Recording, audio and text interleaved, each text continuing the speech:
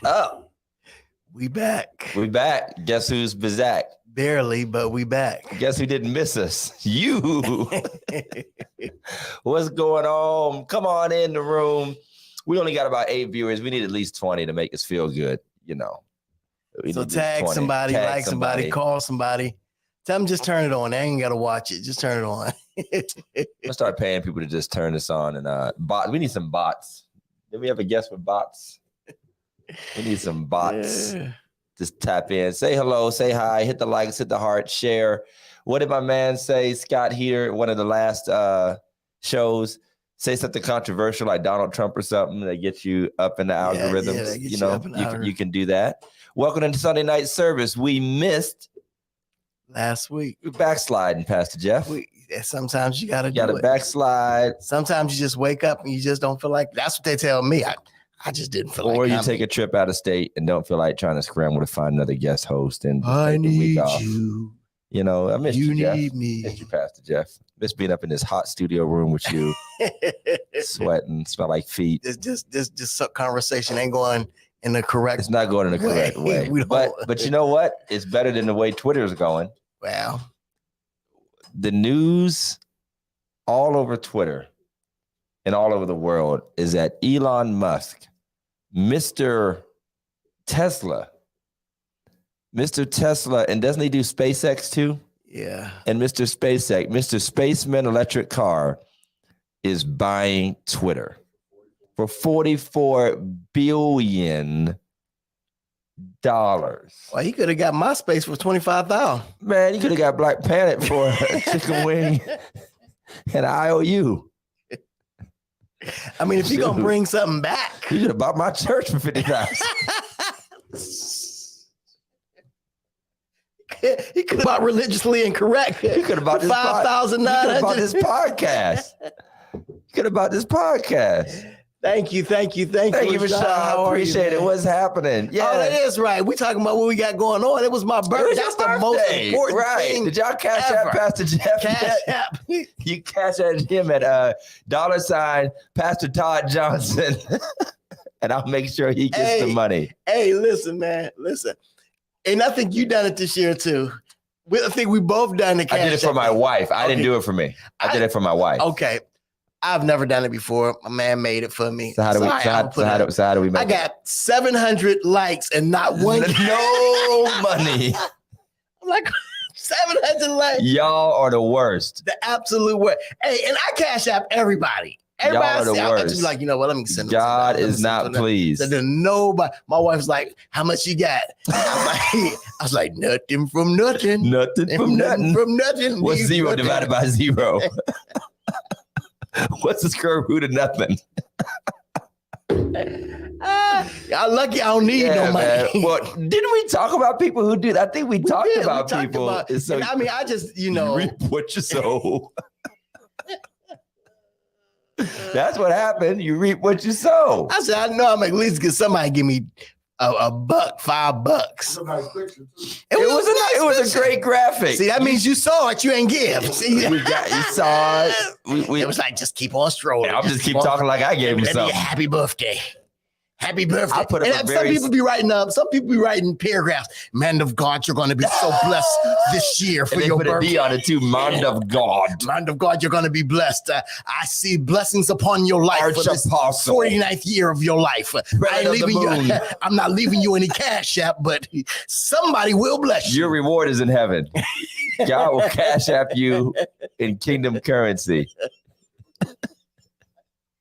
Hey, so back to the subject at hand. Elon Musk bought Twitter. Yeah. And I want to talk about, first of all, on a serious note, does it make sense for just random people with a lot of money to buy like just vital platforms? Because Twitter is like almost a verifiable news source. It's like the wild, wild west of news. But remember a couple weeks ago when we all went out and grabbed a few wings after the show? Absolutely. And got on Twitter and people were like, did Will Smith just slap Chris Rock? Mm-hmm. I mean, Twitter is the breaking news. Excuse me. It's so important that people have had to be banned, like our former president, our former dumpster fire of a president, who had to be banned for life from Twitter because of the misinformation. So what does it mean, Pastor Jeff? That's my first question about this. What does it mean when a random if you have billions of dollars, what did Jeff Bezos buy? The Washington Post? Yep. The Washington Post. You could just buy newspapers. Is that dangerous? I mean, I guess we're gonna have to see what is he gonna do. What changes is he gonna make? Now, see, first of all, I ain't on Twitter. He said he's gonna take away any basically moderation. He's gonna take away moderation. He claims he's gonna deal with the bots, like the robot accounts, whatever. But he claims he's gonna open it up, and that their moderation and their correction of people like Donald Trump with the misinformation, that is a affront to free speech, and he's gonna reverse that, and then he's going to find some kind of way to monetize posts, and which probably just means more ads like Facebook has and stuff like that.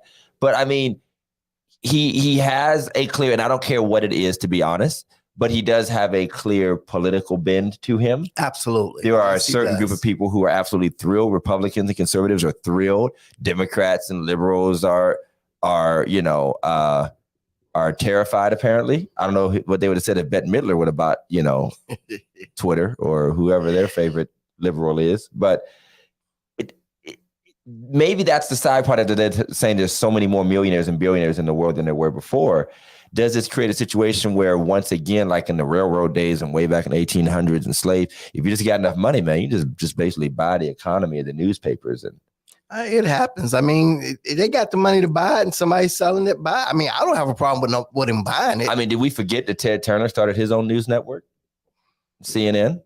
I mean, I guess there's not a precedent. I think it's the type of person he is. But when hasn't there been like millionaire and billionaire people just buying up ridiculous stuff because they could? Just buying it up.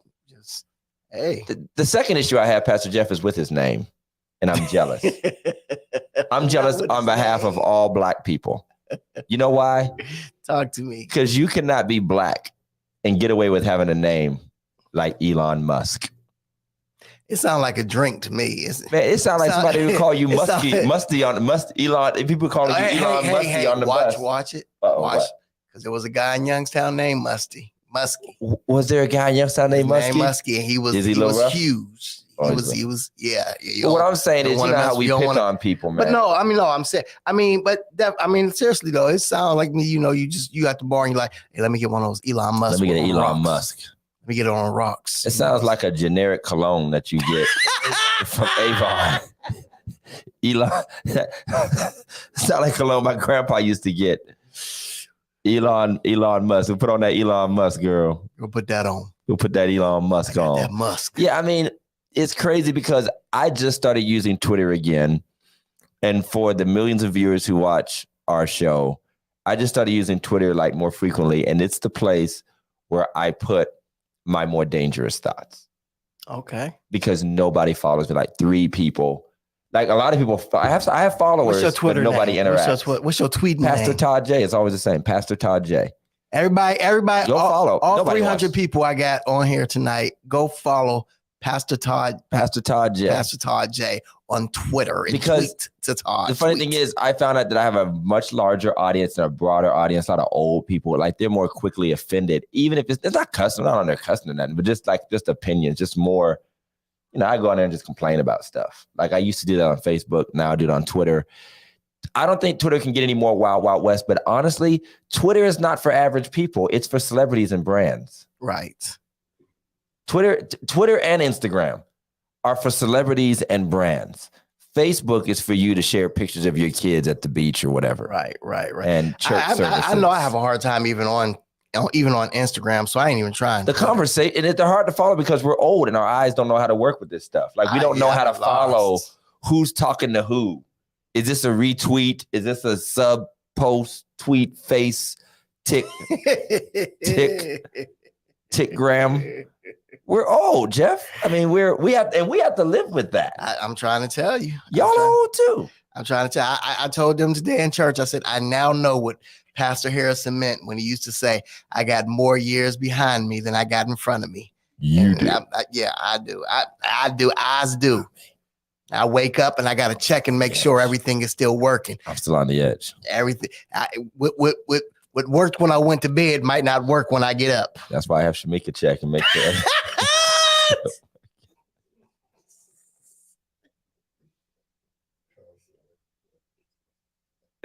Give it a once over, baby girl. Give it a 19-point inspection. You know how you go to to get your tires done? Hey, I can hear Shamika saying, boy, get out. Boy, bye. Yeah. Boy, bye. Boy, bye. Go tell your kids to go to bed. Yeah, give it a 19-point inspection if you don't mind. Make sure everything's good. Yeah, but here's the thing about Twitter. So here's the funny thing I discovered. The fact that it could be bought for $44 billion actually tells you how cheap and how Twitter wasn't making any money. Like, they are far below every other platform, far below. Everybody else is worth hundreds of billions of dollars, and somebody could swoop in and buy Twitter for basically like a Reese's peanut butter cup and a Pepsi. So it's only $44 billion? It's only $44 billion. I mean, that's what an offering? Second Baptist. It's an offering. At some Kojic anniversary. Hey, y'all, this look like a $44 billion crowd. We're going to come around one more time. I got the $1 billion line. I got the $1 billion line. I would like everybody to follow me. Can you believe that in a couple of years, when people have more and more money, people are going to be like, I want everybody to follow me. I'm going to start just offering off at $1 million. I want people to come behind me. That's what it's time for me to, you know what? That's when it'd be time for me to become an atheist. I'm like, listen, I got a new religion, and it doesn't involve me giving money to anybody. Absolutely nobody. Yeah, Elon Musk is a wild card. That's the thing. He is still an unknown entity. He's tweeting things that interfere with the sale. Like, he's saying stuff. Like, I don't know if you know this, but you can tweet stuff that can make the stocks jump. Wow. And he was doing that. Wow. He was doing that. Like, tweeting, I'm going to do this with the company, and then people start selling and da-da-da-da. That's a lot of power for one guy. Well, isn't this the same guy who turned back on the computers when in Ukraine? In Ukraine, yeah. Yeah. He just sent his own internet there. When you got that much power, like, y'all ain't got internet. Let me just send my own satellite over there. I mean, I just that's how it goes. But we'll see how it shakes out. Everybody's gonna quit social media every other day. We're not. And please stop saying it. Please stop advertising that you ain't gonna be here. When you announce that you're leaving social media, I just unfriend you. I ain't gonna be here for. Don't nobody. We really don't care. We don't care. We're not gonna miss you. I need to take a mental health break. And now that was offensive, but we don't. We really don't care. Does anybody? But talking about does anybody care about the NBA playoffs? Is there any care Not about yet. that? Not yet. No. I care that all the people that we're arguing over who's the greatest are out of the playoffs. LeBron, Durant. I mean, I think Steph Curry is better than all of them. Is this the end of the super team or the intentional super team then? I hope so too. It needs to be because ain't none of them working. No. LA. We said LA, years ago. LA tried to put together a super team. Yeah. They ain't even get to the play. Super crap. Super trash. What they are. Super garbage. The Nets. The Nets. I mean, I would like the era to be over. That's what I would like. But we'll keep watching. I care about the finals, usually around like the conference finals and getting into the finals. That's when I'm definitely happy to see Steph Curry and them back in the dome. I don't mind. Brothers. I like them. Yeah, I don't mind. So, hey, we want to thank our sponsors while you are liking. Oh no, it's not sponsor time. What time is it, Jeff? Meme of the week. Meme of the week. Meme of the week. Meme of the week. Welcome to Religiously Incorrect, ladies and gentlemen. Meme of the week. Meme of the week. Thank you. Send us your memes of the week.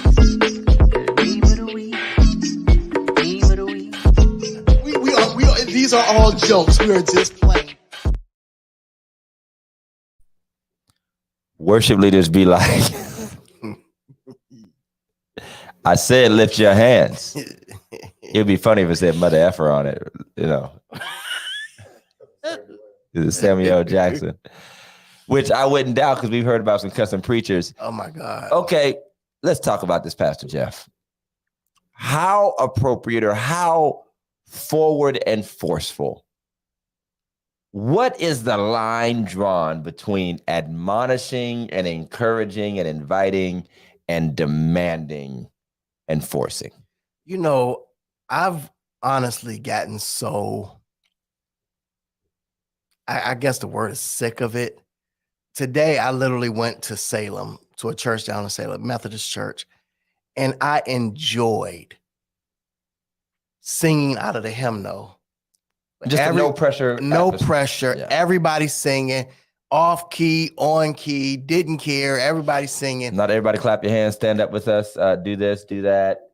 I mean, it Stand was up just if you want. right. And the lady actually said it. She said, if you've been standing too long, you can sit down. I know that you can lift your voices without standing on your feet. How nice is that?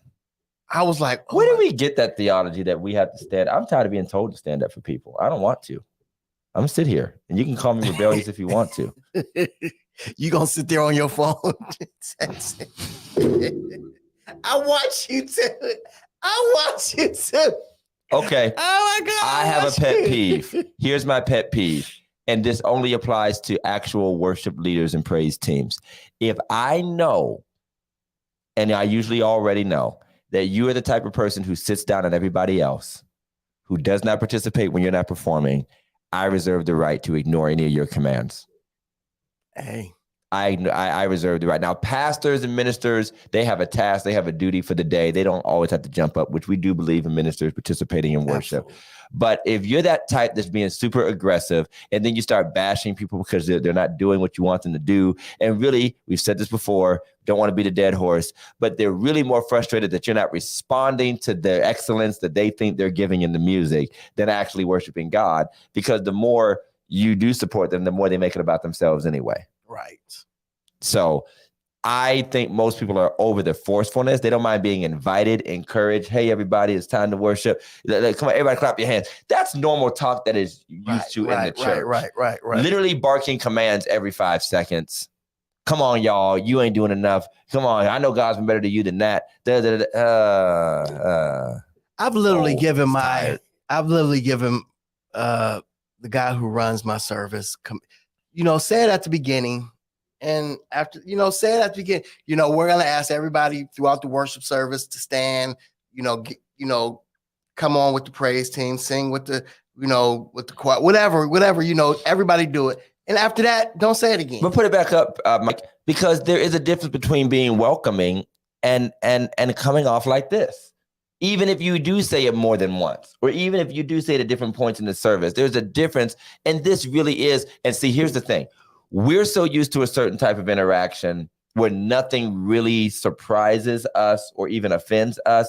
And we stop and don't think about the people who are not familiar with this interaction. Yeah. And are not used to being told what to do, especially in such a demanding way. And I think people have continuously said, I wish people would stop doing that, and we just keep on doing it. Right. But you know what? They wish I would stop telling folk to touch your neighbor, and I'm not going to stop saying that either. So whatever. I see if the music is good, I'll stand up. Well, make me stand up. That's my thing. Make me want to get into this. And or flip side, accept that I can appreciate and worship with you.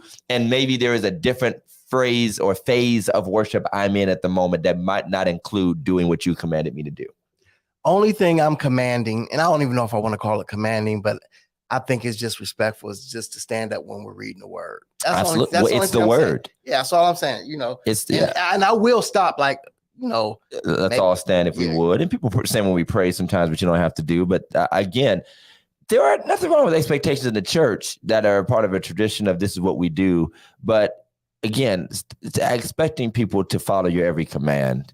Hey, I'll be like, oh, so you ain't gonna stand for the word, bro? Right. So you just gonna sit there like you handicapped? God, cripple him right now. Man, I said stand. Strike him down right now. All right. If you have a meme of the week, you can always send it to religiouslyincorrectpodcast@gmail.com. Inbox it to us. We won't promise that we can use it, but if we find it funny, your meme might end up. Did somebody send us this? This was our own. All right. That was a Big Mike production.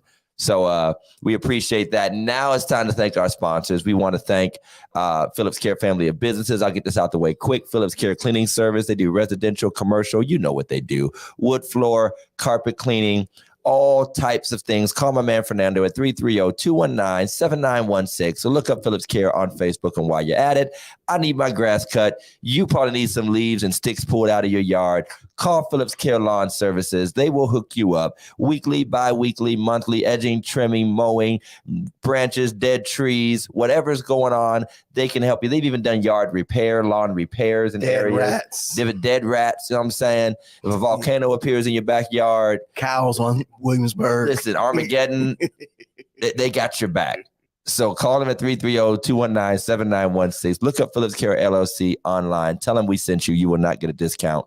Thank you so much. Our subject today, Pastor Jeff, we are our own guest. Welcome, Carthel. Welcome. By the way, thank you, Cindy Moe, for filling in at the last show. Yes. Cindy Moe tried to take my show. That's what I told her when I saw her. Cindy Moe tried to take my show. Thank you so much, Cindy Moe. And happy birthday to you, too. Yes, Cindy happy Moe's birthday. Yes, it is. Yeah, Lady Charlene, my man Mark. We need to put up a picture of Mark, who loves to talk about eating fresh fruits and vegetables and stuff, and was trying to feed us pizza and chicken wings the other night. What? I'm going to put up a picture when we get offline. What? Yeah, I'm calling you out, Mark. I'm calling you out. Right. And he had a hoodie on and everything. Like he was a dealer. He was like, you want some of this? Then had the nerve to say it had broccoli on it or something. So it was a veggie pizza. I'm like, brother Glenn, Pastor Glenn, how are you? Elder Glenn, God bless you. I saw Rosetta on earlier. Rosetta, Elder Carter. Successful banquet, 19th anniversary. Listen, let me just tell y'all. Let me tell y'all. Preaching white folk happy. That's what happened. Todd went ballistic. Pastor Todd went ballistic. I stepped all in there, chicken and rigatoni. Oh my God! Walking on tables. It was phenomenal. I mean, I anointed them with the unsweetened tea.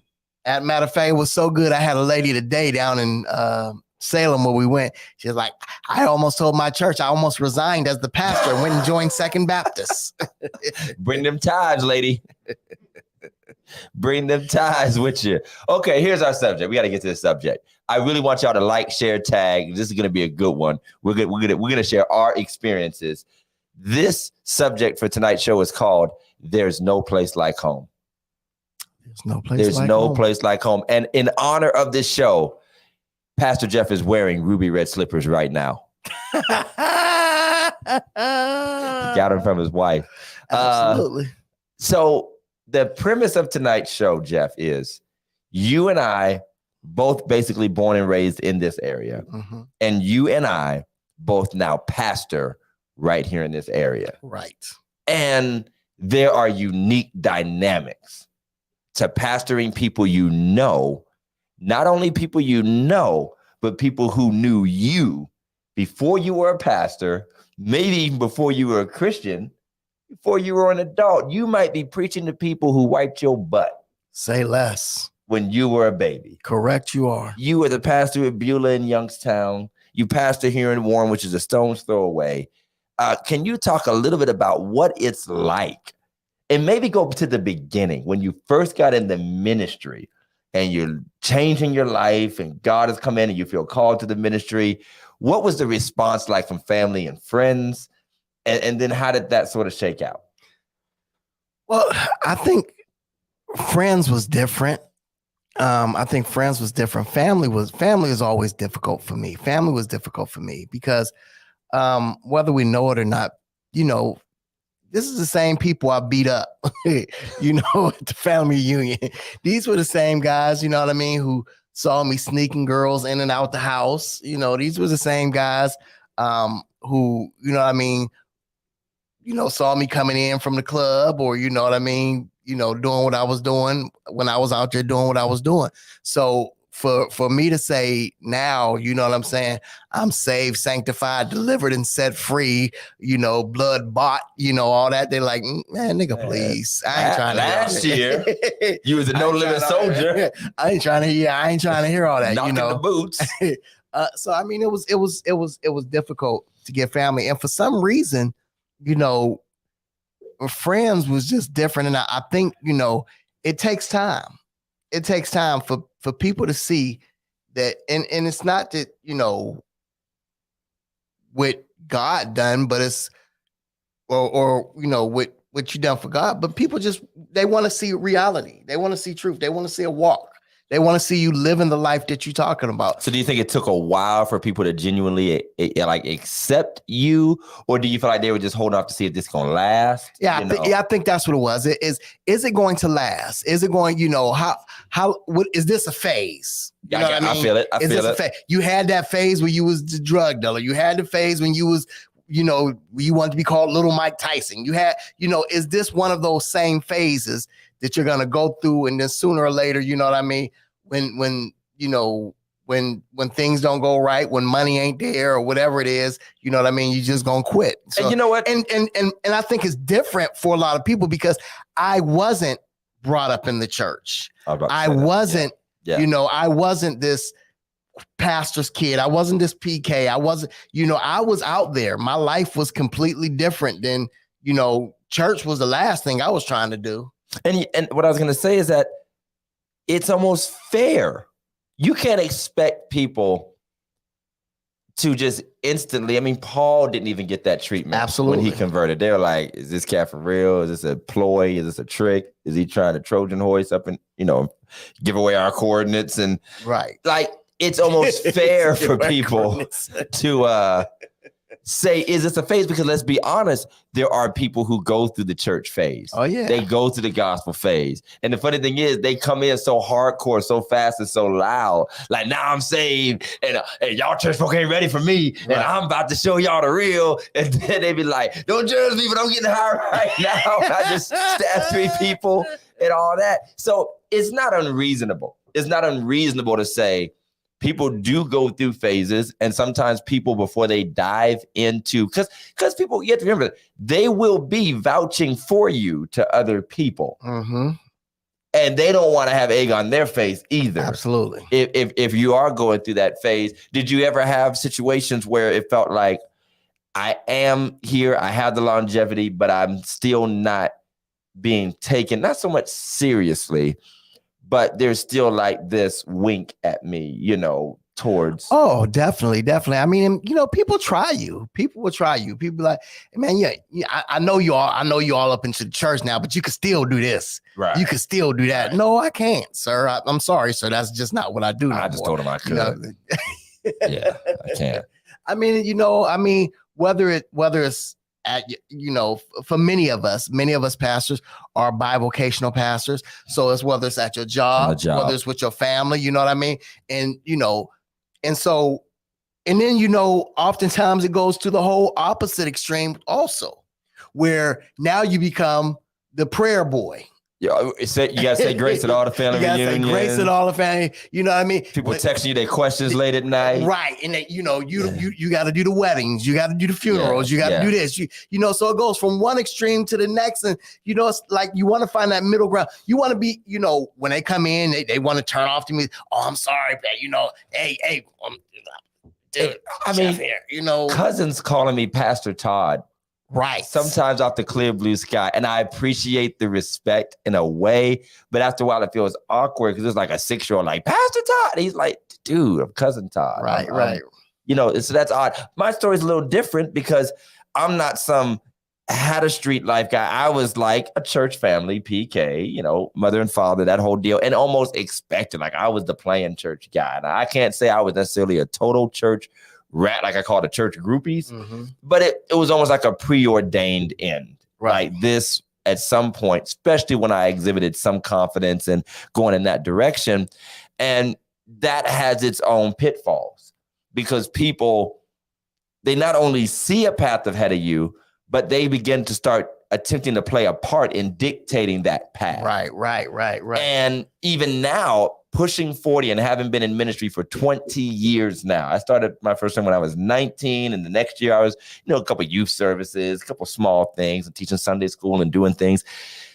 You even see, and I hate to jump ahead, but I'll go back in a second. You hate to see that there are some people who are gung-ho for you until you didn't go in the direction or make them the center of the direction you were going to go. Like almost like I own you and some of this. And by the way, this is a modern thing when the social media, this whole spiritual father stuff, then this whole, I want to be the one to say that I put you on and gave you the first opportunity. That's what I wanted to ask you because, you know, I like 6 of them. And I don't take it lightly. And, you know, and I know Todd, I know Todd personally.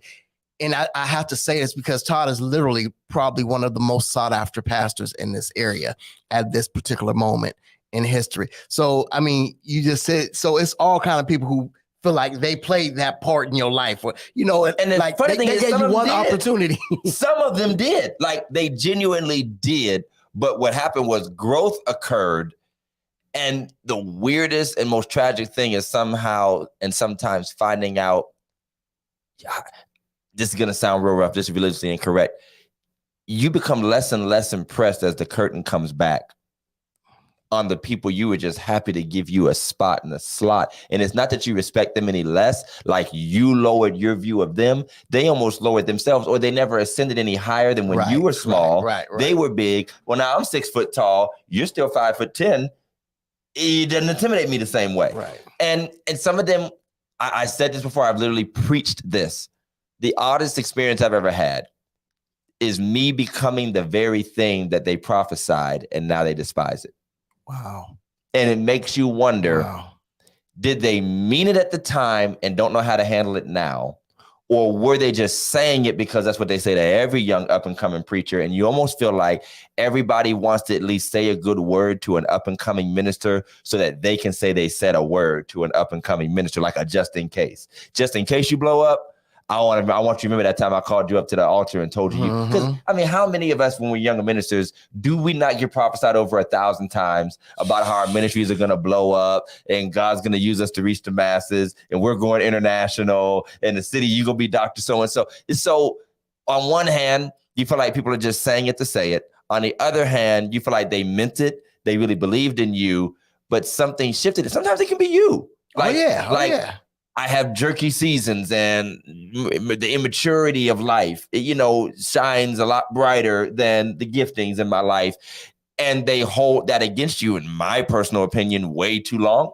And instead of remembering when they were young, but sometimes that person's young experience might not be my young experience. And so maybe I am far beyond at 32, maybe when I was 32, than they were at 32. And that does something to them. And It does something to me too, by the way. Absolutely. Because maybe what kept some of them humble was, hey, I was an up and coming minister, but I was just a side guy that got to pray sometime. This cat is over here on the news all the time. And for me, Pastor Todd, and I can't speak for you because I don't know your earlier years, but for me, I've had my sit down seasons. And I know y'all can act like y'all been good all your life in ministry, but my girl Cindy Moe was there with me, and she could tell y'all about some of my sit down seasons where, you know what I mean? And in those seasons, I actually began to doubt myself. Wow. Am I really called to this? How can I make the mistakes that I made? How can I,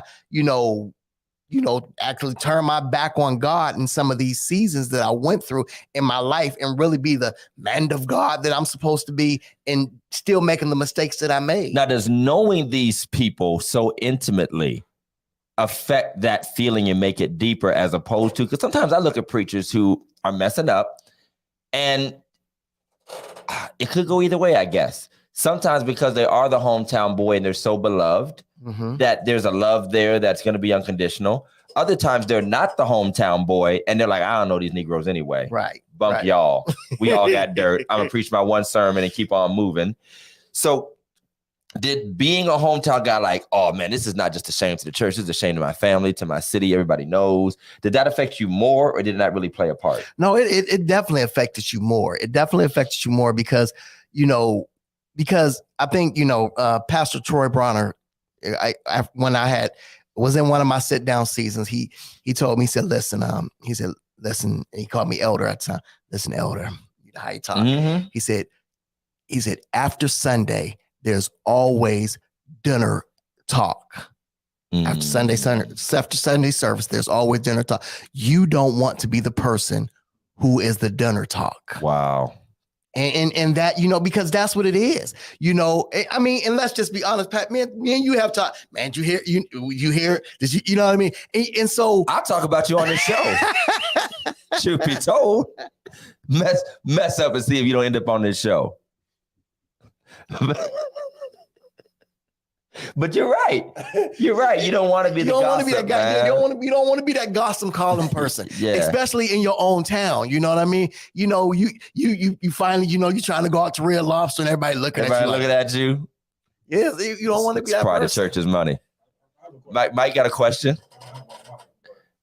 Was there ever a time early in your ministry where you had to stop and reevaluate to see if you were actually doing this for yourself or doing it for other people, especially in your case, Todd, because of the way you grew up? Absolutely. And you know what? I think the sad thing is, I can tell you the time that I stopped and reevaluated. I literally took like a 5-week break from church when my second son was born, and I didn't even go to church. I took a 5-week break from church, visited some other churches, but it almost, especially in a family situation, it almost never happens organically. It usually happens because some kind of trouble arose. So some type of dispute, some type of argument, some type of turmoil in the church, dissension in the family. And every church family has that tension where things boil over and it affects both church and family and family and church. That spurred that.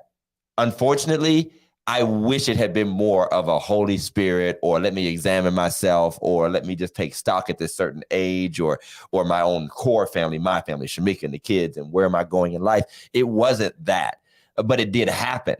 And I think a lot of us who are raised up under families, we are PKs, we're the heir apparent, we're the talent. You can see it. It's plain to see. Stuff is so automatic for you. It's almost like spoiled rich kids. Right. Stuff is so automatic. Doors are open. People are nicer. And there's criticism there. And we always talk about the terror PKs go through and all that. But there's a lot of inordinate opportunities and like favor and sometimes butt kissing that comes your way too, because you're the PK, because the talent's there. So unfortunately, a lot of stuff is just automatic. And what happens is life ends up throwing a stick in your spokes. It's never really what it should be, which is self-examination, right. God really breaking you down independently. It's usually life doing something. And when you fall off that bike, you're like, all right, let me think about this for real. Is this what I want? Is this where I'm going? So that's the danger of church, family and family church, and coming up under somebody. And I knew your grandfather and I know your dad and everybody's proud of you. And it creates like an automatic, I guess I just got to do this because it's in the family. For me, honestly, and many people don't know this, but I went to the military when I was 30 years old. Wow. I was 30 when I went. And when I went to the military, I said, I'm not going to be a preacher. I'm not going to preach. I'm not going to teach. I'm not going to talk about Jesus. I'm going to the military. These are my college years. I'm going to relive my college years in the military. I'm going to go have fun. I'm going to kick it. I'm going to go to the club. I'm going to go to the bar. I'm going to do all that. Right. And it lasted for a long time until the longest college years ever. But here's the thing. Until we got in trouble, and only thing we could do was to go to service because they wouldn't allow us not to go to chapel. Right. And when I went to chapel and they was asking questions and I could answer them all, then, so now there's a call in your life, brother. Right. And so now it drew me back in. Right. It drew me back in. And because I was literally like, I'm quitting. I'm done. I'm not preaching anymore. Wow. And, and then when everybody saw how much I knew about the Bible, then they didn't want me to go to the club no more. Exactly. We don't want to hang with you. You know too many scriptures. Like, what's going on? They're like, the scripture about all the sins we're doing. You know all the commandments. You know the 12th commandment, the 14th commandment. Jimmy makes a great point. And I can relate in a sense. I won't claim to be him, but he said when he first came out of a life of addiction and answered the call to ministry, here's the point I could relate to. Some church folk made me feel like the church pet. Glad for you, but not taking you seriously, which I'm just paraphrasing. Want to hear your testimony, but keep it moving. And we don't want to see shepherding leadership. And I think that's a good transition, Pastor Jeff, because it can happen where Pastor Jimmy Davis, who I've known since we were teenagers. I mean, I've known Jimmy. We go way back as schoolmates, and I'm so proud and thankful for him. He's the new pastor at the Morgandale Church of the Nazarene. Okay. Over there here in Warren. But we all go through phases where people are humoring our ministry and honoring our status as a minister, but don't accept our leadership as a minister. So let's talk about that hometown. And maybe let's start first as a minister versus a pastor. Because as a minister, you're coming up, you're becoming whatever you are in the church you're serving. You're still just a minister, which is really very, especially in Black churches and in Baptist churches and in Pentecostal churches, a very limited to no authority. But sometimes we get up and talk like we got some authority, and we getting up here rebuking and, corrective, and you don't know the word, you ain't living right, da-da-da-da. And sometimes we might be blind to the fact that we're coming off that way. But then it gets into, well, you do get the pastoral call. You are supposed to be the authority. And now all these folk who knew you as Lil Jeff, George's son, Todd, the keyboard player, somebody's associate minister, they struggle to see you as the person who is there to help them discern right from wrong, left from right, sit down. You were the one being sat down. Now you're the one that has to sit down. Right. What kind of struggles have you run into moving into the authoritative role and people not accepting it? And again, related to your hometown. It was difficult, man. A lot of times, because like you said, first of all, please understand that most of the churches I went to, for whatever reason, and I'm not saying I'm so good, but I always moved into that second spot. I've always moved like right up. Like, I am the pastor's armor bearer. I'm very close to the pastor. I am the pastor's assistant or whatever it was. And it was always a great spot to be in. Mm-hmm. So although I didn't have all the authority, I was right there. Like, maybe I don't got all the authority, but I'm as close to the man as it is gonna come. Whether it was me being Pastor Harrison's armor bearer, maybe being Pastor Loretta's armor bearer, me being your assistant pastor. Absolutely. Wherever I was, I always moved up to that spot. But then when I took on, especially Beulah Baptist, it wasn't as much the people, but the actual pastors of the community. To me, that's what it was like. I don't feel like I'm getting that equal treatment. I'm at your level. And I understand I've only been a pastor 1 year. Right. Right. And sometimes you might want to be hurt. You might want to hurry up to get to a position that you really ain't ready for. And we need to be careful of that too. Right. But there is like, okay, I'm here now. And, and I think oftentimes I felt like, even though I'm here, they still see me as, Pastor Harrison's sidekick or Pastor Todd's sidekick. And, and I think in some ways you kind of get frustrated with that, because it's like, all right, man, I was not elevated to this position to be a sidekick anymore. Correct. And, it's a very similar dynamic being a PK. And, my situation was not much different than any other PK, especially if you pastor. My father was still there. Right. And there were people who'd be like, yeah, I heard what you said, Pastor Todd. I'm going to go ask Pastor George. Right. Like, to my face. Like, so we're going to paint that room. Yeah, we're going to paint that room yellow. I'm going to go tell Pastor George I want to paint it orange. It was a real bathroom. It really happened. So, but so that authority situation, and for a while it was all three of us. I can't wait. Now you playing, Elder. You playing. Don't make me start talking. You playing. We had a phone call. We playing. And it's weird because I was young and brash, and probably still considered that way, even though I'm good and 40 and gray haired. But I was young and brash. But I think that's a part of what's learning me to give grace sometimes to others who are in the same spot, where it's just like, what else would you be when you're young and getting attention and you get a mic and you get to talk for an hour? You go be young and brash. It's just impossible to not be that. I don't care if you're a rapper, a baseball, football star, or a preacher. If you're the young guy doing something, you're probably not going to do it with the best, most humble spirit the first time around, the first 3, 4, 5 years.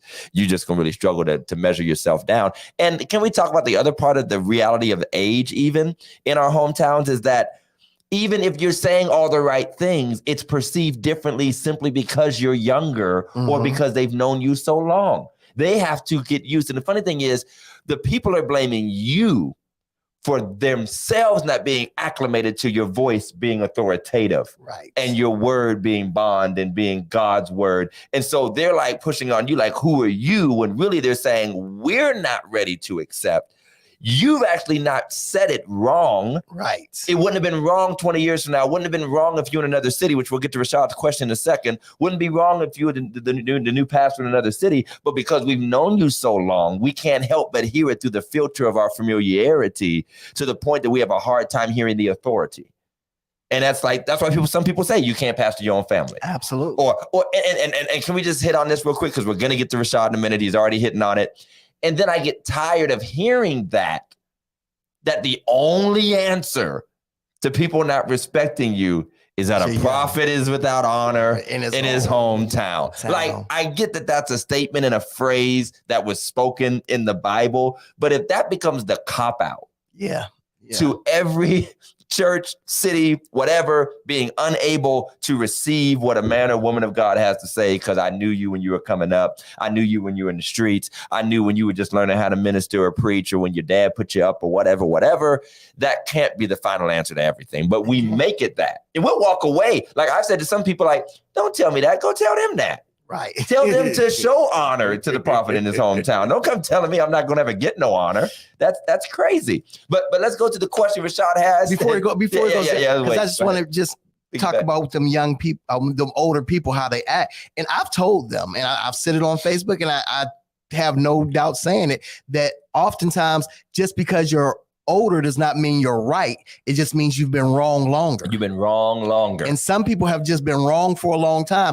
And our rightness irritates their wrongness. And their wrongness was accepted for so long by other people who are just as wrong as they are. Because we have to realize that a lot of these guys who have been pastors did not have the education that we have. Did not have, and I'm not putting anything down because they done what they could do. I'll put somebody down. Some of them are just flat not doing a good job. And the people who love them and defend them make a bad job a good job and make your good job a bad job. Exactly. That's exactly what they're doing. Yeah, because if they gave you too much credit as the up and comer, the new guy, the person raised up or whatever, if they gave you too much credit, it would shine too bright of a light on the situation they're in and the people they've been following. Yes, sir. That's just facts. Yes, sir. So, yeah, hate me. Rashad, my man, says, do either of you, here we go, y'all, buckle up. Do either of you think your ministry would be more powerful or larger following if you were away from Warren? Or do you think that being in a familiar place, I would assume, helps you utilize your ministry better because you are in familiar territory? So I guess it's kind of a pros and cons situation. And I'll start with this. First of all, Warren especially, I'll stick with Warren, it's the only place I've ever pastored, is just a small city. It's a small city. So this Negro trying to get me fired. We're getting evicted. It's gonna be a meeting called this week. Hey, so let's make this clear. Warren is smaller. Here's something else I discovered by going to bigger cities, to Terrence's point, to Elder Johnson's point, and it is Elder Dooley's point. There's no disrespect. Even in larger cities, there are only so many who are genuinely capable. Absolutely. And you find it out real quick. And you're intimidated by the Atlantas of the world and the New Yorks of the world and the Columbuses. Trust me, it's just as many subpar ministers and churches and just people, like you said, maybe uneducated, maybe just ain't got it. Ain't got it. Can we be for real here? There are many different styles, many different approaches, but some folk just ain't got it, period. And it's more than you think that ain't got it, that do got it in larger places. So I do feel my capacity could be of good use in other spaces. And there is a negative to being in a familiar place where you are subject to the lowered expectations that others have gotten used to. and they have a hard time imagining bigger and dreaming broader. And those of us who are raised, we want to kick against the norm and the expectation. We still have that freshness. And to be honest, can I be super serious with y'all and to keep it real? We don't want to die in the same situation we saw other people flounder in. Absolutely. We don't want to sit here. And I'll say it plainly, and y'all can record this and share. I refuse to be another 70-year-old pastor in this city preaching to 9 people. Come on, I'd rather go finish my degree, go be a professor. Like I need to, if I don't learn something from what I've watched growing up in the 80s and 90s and 2000s, I'm the dummy. Personally. And that don't sound spiritual to some of y'all, but I'm the dummy. Come on. If I sit here hanging on to power and half my congregation died, and it's quite obvious that I didn't have it to bring new in. Now, here's the thing. Maybe we live in an area where there's not much to bring in. Demographics, numbers, I'm a numbers guy. You know that they are what they are. Only so many folk anywhere going to come in. If that was the case, and we've been to some of the baddest preachers' churches, and they ain't full. Right. Because numbers are numbers, demographics are demographics. So the pros of being here is the landscape. Mm-hmm. We know our culture. We know the best way to approach them. We don't come from the outside. I mean, we've watched cats move to this area, male and female, and just miss it. Completely miss it. Because they thought they were bringing something new to Warren. Came in and went out. I mean, they skated literally out the front door and out the back door. Right with out. The world's greatest sermons, but it wasn't for Warren. It wasn't for this area. We know the blue collar nature of the city. We know the traditions. We know where the strengths are. We're Baptist and Kojic and Warren, for instance. You know what I mean? That's all day. You know, whatever it might be. The problem with that familiarity is that sometimes I don't feel challenged all the time because I feel like, man, I'm not feeling intimidated enough to stretch myself. Because I know this landscape too well, man. I can walk, not just Second and Agape, I can walk almost in any church in Warren with my eyes closed. You know what I'm saying? I can go into church in the dark and know how to turn their lights on. I get on the organ, fix their mics, take up an offering. I got their bank account numbers. I got y'all checkbooks. So that does something to you. It does. Now, for me, it's a little different. For me, it's a little different than for Todd. Because when I started pastoring in Youngstown. Youngstown was my city. Right. Youngstown was my city. And I think, I don't know if it was just because I knew so many people or what it was, is when I took over the church, it's a very small church. And by the time I left, we had really built something huge. So, you know, people coming, visiting, people always coming to check you out. Every Sunday was somebody stopping by. Just, man, hey, I just heard about you. You know what I mean? Whether it was Shelly working at the radio station, so I was getting free advertising. I was getting free advertising for people. Was like, I heard your radio ad, you know, whatever it was. But coming up here to Warren has been a whole different, you know, that's a horse of a different color. Can we be honest? Can we say what nobody else can say? Please do. I already know what you're going to say, but go ahead. Warren is a strange city. It's just strange city, man.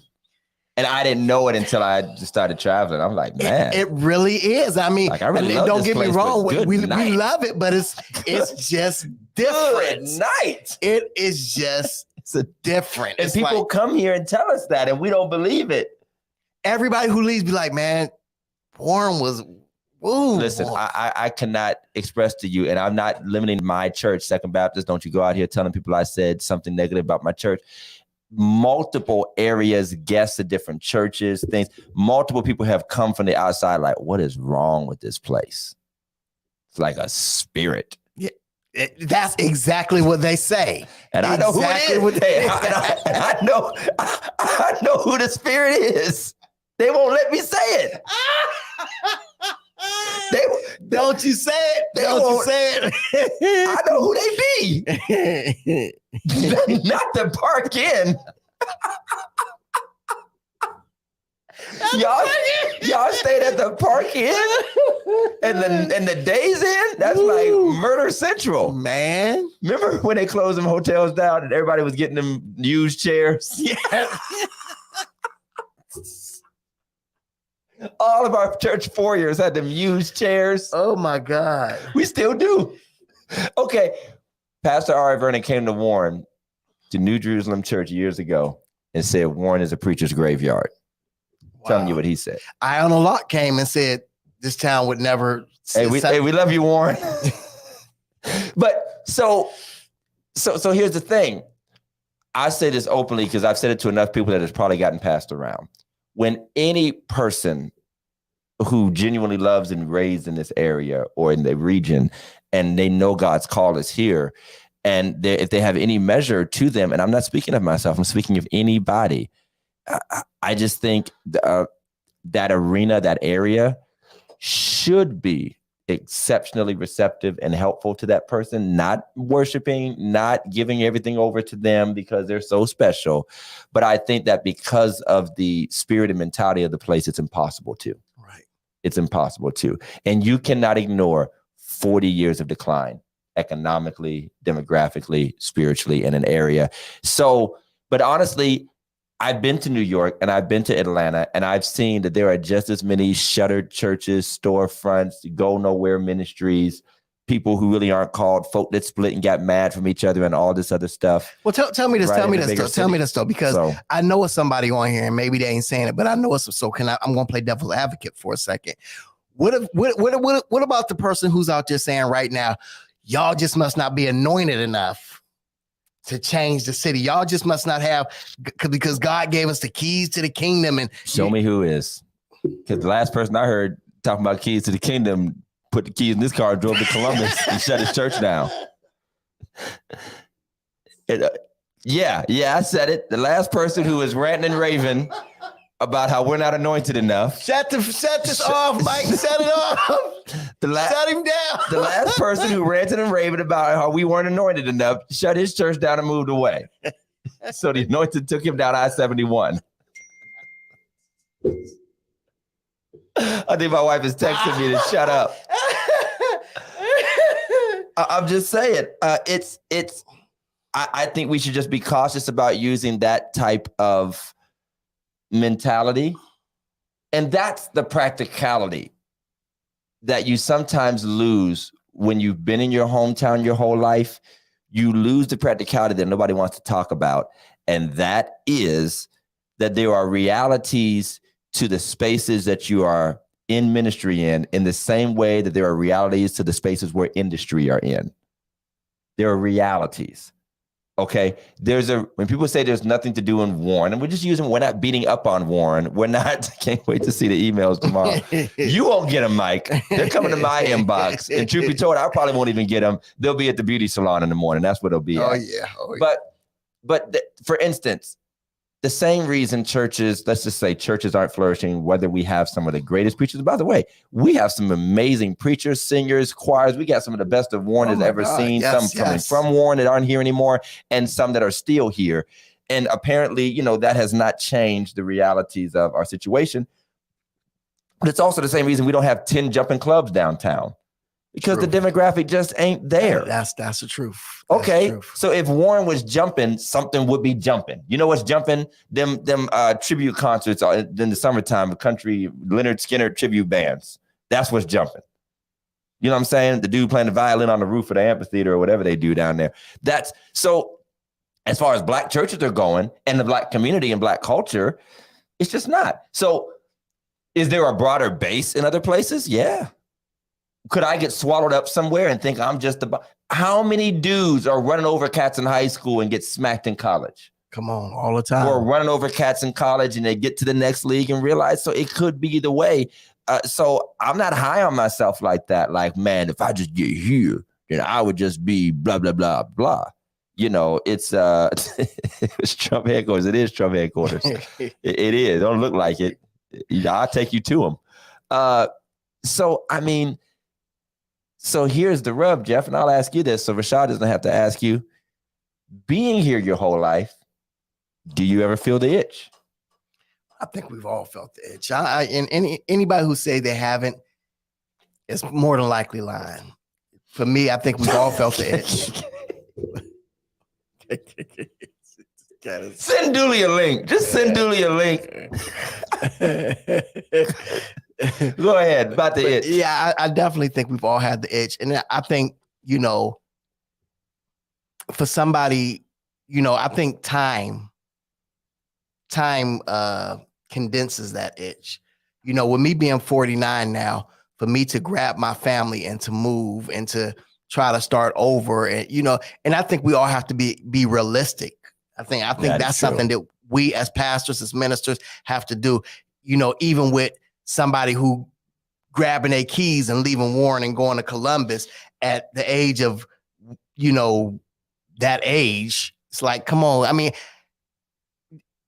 again, people are not hiring. People are looking for younger pastors. The most anointed demon deliverer with the Columbus. You can do it too. People are hiring younger People are hiring younger and younger pastors. It's just a reality. So, are you sure though? I know there's a lot of churches that would rather have more middle-aged, settled pastors. There's a benefit there, man. Oh, I definitely. They say like 40 to 60 is like your sweet spot. But I'm not grabbing my family and uprooting them and hoping that some church is going to take care of me. And even if you do say you're going to, because but what if it does come like that? These churches always, they promise you, they promise you the moon, the stars, and the sun. Okay, Jeff, this is religiously incorrect. But these churches we know are these churches we know. And a big part of it is that we often can't fathom a different world where there might be a different capacity and seriousness about it. And they're just used to, hey, I was raised outside of the context that I'm in right now. I wasn't raised being a full-time pastor where there's a package and they really do take care of the needs that you need. And I'm in that situation now and I'm very grateful for it. But if you asked me before that, when I was just fully gung-ho in the church I was raised in, that was an untenable situation. I'm not putting my life in nobody's hands. I'm not such and such and such and such. And my church second is wonderful to me and the wife and our family and take care of us in the context that Warren has to offer. I don't think you can find anything better. And I really do thank God for them and the life that they've afforded and allowed me to minister with. But to be honest, that's the exception, not the rule. Right. And so it makes sense then for us to have a hesitation about making a jump based off what we've seen here. Now, here's the practical part. Everybody just has practical itches in life just to feel like I haven't seen the world or lived anywhere else, or my children, your children. Right, absolutely. And saying that I am a settled person, but am I robbing my child of the opportunity to be in a more progressive, bustling, place? It was really bad those years, like when he was trying to play sports, nobody was coming out for sports. And what's really sad, Pastor Todd, is it seems like pastoring is the only place that people feel like you shouldn't better yourself. Can we talk about that? I can't believe you gonna leave. I can. If you're a practical nurse and somebody wants you to come, you know how many letters I got in my desk of folk that moved on to greener pastures? Absolutely. When GM closed, you know how many people moved and left and moved on? And it is a call. This is not about who has the bigger check. There's no doubt about it. It's not about where is there a bustling. I have said it and I mean what I say. When I talk about my family, when I talk about what God has designed for my children, I'm watching certain things. There are times when I'd rather be perhaps, and I'm not making this up, like I'd rather be somewhere else. Don't take that from this. But I'd rather be in a smaller space. I don't have to say I went off to a bigger church. I could be in a modest church, but be in a better opportunity space for my family. And feel like, okay, schools, programs, opportunities, jobs, just the light would be a different dynamic. And it's not my church's fault. Second Baptist is amazing. There are some amazing churches in Warren and Youngstown. It's not their fault that an area is depressed, because quite frankly, it's not so much about us leaving and all this other stuff. You also have to think about there are people that don't want to come here. Absolutely. That's a good And I have often said, in a ministry standpoint, an indicator that nobody looks after, that clergy movement is one of those unknown, invisible economic indicators of an area. If there's some movement coming or going from clergy, that means a place is living. That means you're either producing good clergy or you're attracting good clergy. Right, that's right. And if nobody...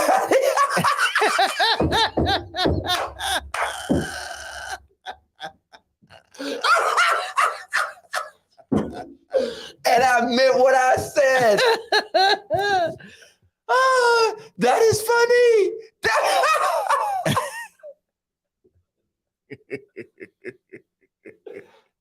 Dooley, I told you not to come to that particular place that was mentioned to me. All right. Wow. We might have to block you. And thank you for receiving it. That was straight from the Lord. No, but seriously, it's not their fault that this is an economically depressed area and that things aren't what they could be. But it's also not an individual's fault for keeping their eyes open. And it's not like I'm looking and no, it's just, who knows? And you know what I have to tell myself? And I'm not even there. I'm not. Please don't think I am. You have to tell myself sometimes when those, and first of all, so let's talk about this hometown stuff and finish this off, Pastor Jeff. Let me get here first. People have to stop telling us you're going to leave. Oh, yeah. Oh, yeah. How uncomfortable is that? That's crazy. I know you ain't going to stay here long. Listen. Why are you doing this to me? Listen, I don't know how many times. Listen, don't just go there and be there for a couple of years. Don't just go there and, I know where you're stepping stone. Yeah, come on. Are you serious? Yes, stop. I'm not a stepper and you're not a stone. You know what I'm saying? Don't stay. We're going to preach somewhere. Come back now. I mean, it's uncomfortable. It's weird. But I almost forgot the point I was going to make when I got to that weirdness. But it's a weird place that everybody gets to in life, and ministry work and ministry call is no different. It's really not. And so we all have to acknowledge that reality. Here's what I was going to say. I'm not even at that place. But when people started saying those hints and they started talking that way, and then you start feeling this guilt, I'm like, hold up, Jeff. We are pastors in 2022. Negroes have been walking out of this city for years. People have come and gone for years. So you're not about to make me be on eggshells. If ever some call or unction comes from any direction and there's just a rumor, because I went through the hell of rumors, and that's the part about hometown. I was there. Can we finish on this? I was there. When you make transitions in your hometown, your whole hometown is audience to it and participants in it. And so I can proudly say this. If there is any transition in my life, it ain't around the corner. No, not at all. Because that's hell. Not at all. Oh, yeah. That is hell, leaving especially my home church and seeing the same folk at Giant Eagle the very next day while I'm preaching somewhere else down the street. That is terrible. I don't wish that on nobody. Y'all don't even know. Okay. So I see why people, because the transition is hard enough and you don't understand. And now I know what some older preachers were talking about. They just want to be gone and through and away from the people because they're going to live with their opinions. Mad at me. I know what you're talking about. I still got folk. They're going to live with their opinions. They're going to spread those opinions. And you almost want to get the people that don't even know them. Absolutely. Don't know them. Don't know you. You can go down there and do what you called to do and just leave. And I do agree with you, Pastor Todd. I mean, every day my son comes home and he's, Dad, 12 people was in a fight today. Dad, why do I get punished? And so it's like, sometimes you do feel like, there probably would be a place better afforded for you and your family. But I would just encourage people to don't make it weird for pastors, especially because, there's older, settled people. So the young ones are the ones that get to talk. Mm-hmm. The ones that grew up here are the ones that get to talk. Nobody's saying that to some 65-year-old pastor. Right. You ain't leaving, are you? You know what I mean? They're talking about retirement or whatever, trying to put them out. But don't make it weird for people. Because you make it weird. We all know this is a reality. We all know this is, it might not be. And 40 years from now, I could just be another Ronald Fowlis. I could be another person who stayed. And I don't mean stayed like I did anybody a favor, but this is the call. This is what it is. And so the hometown thing is difficult because they get to not only watch your move, but participate in the move, comment on the move, and even affect your moves after the move is made. They get to help write the story about the transitions of your life. And I'm not talking about changing churches. I'm talking about just anything you endeavor to do. Right. Anything. You know them so well. They think they know you so well. That makes it weird. So, excuse me. But any changes you make in the church? Yeah. Any changes you make in the church? It's going to be tough. From taking down the old wood podium, putting up a fiberglass. Listen. To moving the offering table. Vote you out. They would do it. Thank you, Lady Dela Cruz. Thank you. We have to think about our families. And honestly, any healthy person would want their pastor to think and consider their families and make sure their families are happy. Because trust me, if we don't have happy families, you don't get good ministry. You'd be better off. You'd be better off not having the pastor you want if his family's miserable. Come on, sir. I'm just telling the truth. You just be better off not having the pastor you love and respect. And honestly, I guess I could also say that if you really loved and respected your pastor, you would make sure his family was happy. Come on, sir. Now, I ain't talking about throwing money at him and the offerings and anniversaries. I'm talking about respect. That's the first time I'm going to do the interjection. I am. Jeff wants throwing some money. Jeff wants that big throne chair y'all be having at the baby showers. He want that big white throne chair. I saw somebody carry their pastor in.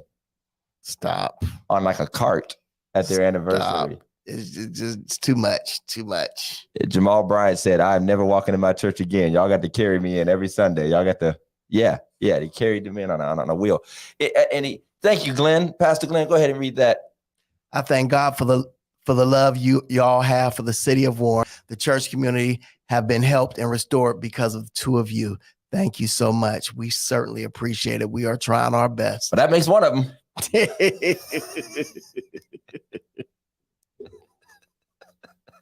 We love you, Pastor Glenn. We're just clouded. We're tired. Man. We've been through some churches and events. This has been a pretty good conversation. I've really enjoyed it. I hope you've enjoyed it. Any last minute questions before we go? I want to say that, I'm Warren born, Warren bred. Not going to sit here and say I'm Warren dead and all that stuff. But there really is no place like home. And I can say that at the age of 39, Warren has made me who I am. And if I'm pastoring at 69, it'll be the same thing. Warren has made me who I am. And if that pastoring at 69 is at Second Baptist Church or it's in Timbuktu, the answer will still be the same. Warren has made me who I am. It just is what it is. Absolutely. But that coming and going, man, that's some serious stuff. Because here's the weird thing. We're hometown guys. I don't mean to stretch this out, but we're hometown guys. And because this is not an attractive place, we're very unlikely to actually meet new people. Nobody's gonna move here and we get to know some new guys. And we thank God that you have what's the group you got?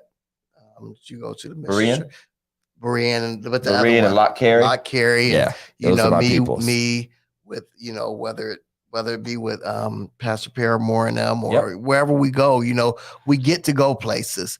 And hopefully we get to bring some new and innovative things back to Warren. Sometimes some of the stuff y'all gonna like, some of the stuff y'all gonna like. And trust me, when we go to these places, we are not running around passing out business cards and doing all that. It's not really like that. It really isn't. Everybody just comes, does their thing, daps each other up, and goes home. This ain't some circus, Right. But yeah, it's cool, man. I mean, I love my hometown. I don't think I could have done it. I don't want to say what couldn't have been done. I'm just grateful for the places.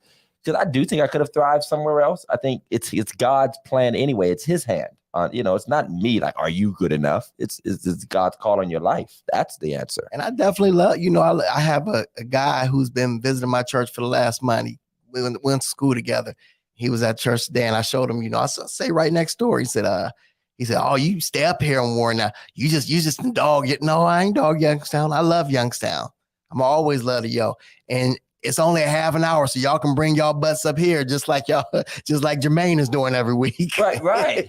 And you know, I got that talk for a while when I was riding hard with Youngstown on a lot of, especially justice stuff, and I just happened to be engaged and involved. I was getting that little talk of, you spend all your time in Youngstown. I'm like, well, show me some love, bro.